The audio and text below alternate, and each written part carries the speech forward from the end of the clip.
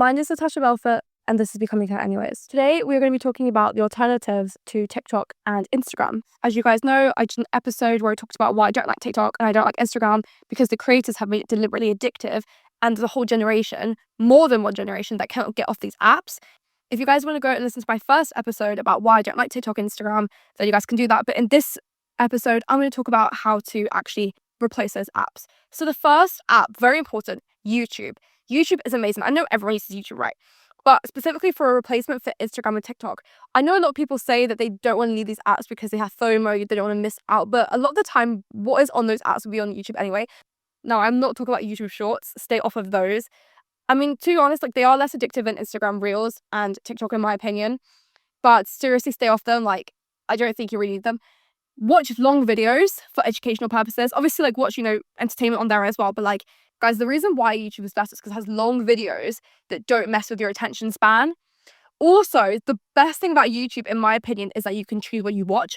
In the sense of, like, for example, if I'm on the YouTube homepage, I can see the thumbnails and I can choose what I want to watch. Whereas on Instagram, TikTok, and YouTube Shorts, they choose for you, and there's no way that you can get around it. Once you've seen something, you can't unsee it, and that is one of the biggest problems to me. I feel like YouTube allows you to monitor what you take in, and as you guys know, I'm very big fan of that. Like, I don't like people just taking in random things, because that makes who you are at the end of the day. All your experiences, including what you take in to your mind, all affect you more than you'll ever know. So once you delete Instagram and TikTok, YouTube is amazing. I feel like it's really great for that kind of like entertainment aspect, and it's much better for your brain. Obviously, YouTube isn't as addictive, in my opinion, as TikTok and Instagram.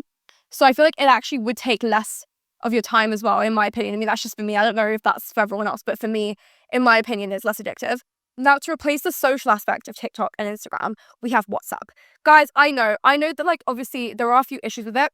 The first being that you need a phone number to contact people. And I know that, like, people like to contact other people that they don't know yet or whatever. And that's fine.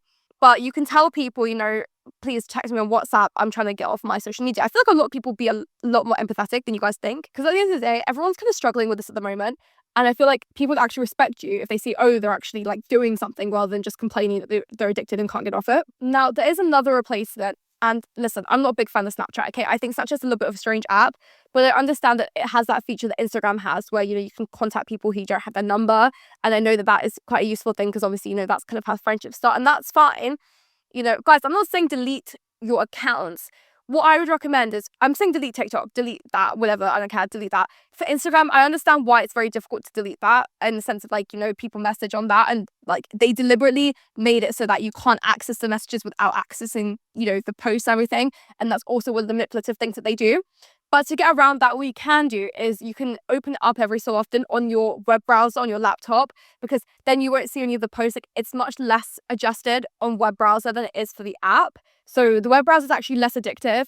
So if you want to check your messages, you can do that. You could just tell people to message you on WhatsApp, though, if you guys want to, whatever. But Instagram is great for messaging people. I will admit that. That is one of the reasons that I struggle to get off of it, because I do message people on there. Like I said, guys, I do have an Instagram account for myself, like, not for my podcast. Like, I don't do that. Like I told you guys, I would rather you guys didn't have these apps. For me, yes, I do have Instagram. I do try to not use it. Like, what I do is, if I'm using it, I delete it afterwards. So every single time I use it, guys, it's not my phone. So every time I go on it, I have to re-download the app, which takes a bit more time, which means I'm less likely to go on it. I feel like I do go on it more if I have nothing to do. I'm not gonna lie. It is one of the most addictive apps out there. I would say it's in some ways even more addictive than TikTok, because at least, like, with TikTok, like, you don't have that really, like, social aspect of it, of, like, messaging generally, compared to Instagram DMs.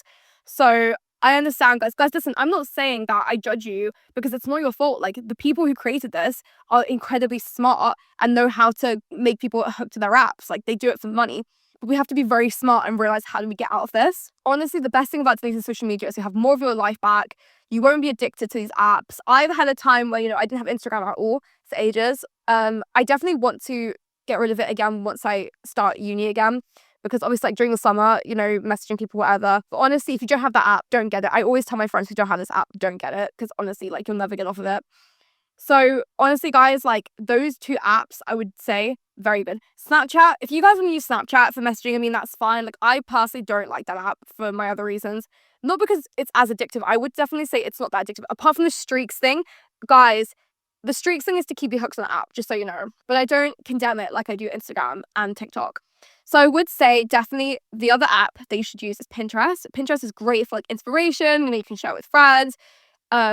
It's much less addictive than Instagram because it isn't optimized to keep you scrolling for hours and hours on end. And also it's more of like an info app. Like you don't really go on it to like see what other people are doing. You go on it to see what you would like to do, like, the kind of photos that you might want to take, that kind of thing. Like when you go on holiday, you search up like Mallorca girl holiday pictures, that kind of thing.